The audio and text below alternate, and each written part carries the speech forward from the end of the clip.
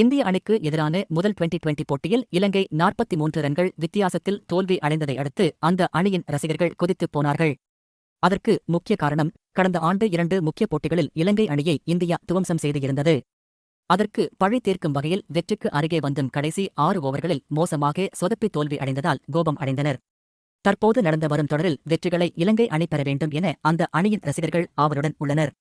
அதன் காரணமாக இந்தியா இலங்கை மோதிய முதல் டுவெண்டி போட்டிக்கான அனைத்து டிக்கெட்களும் விற்றுத் தீர்ந்து இருந்தன.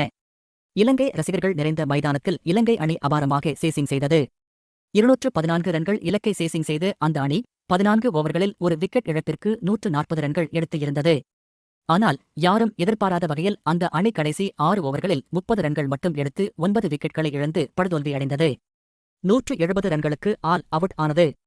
இலங்கை அணி முதலில் சிறப்பாக சேசிங் செய்தபோது தங்கள் அணி வெற்றி பெறப்போகிறது என ஆர்வத்துடன் போட்டியை பார்த்து வந்த ரசிகர்கள் பின்னர் கிடைத்த மோசமான தோல்வியால் மைதானத்திலேயே தங்களின் கோபத்தை வெளிப்படுத்தினர்.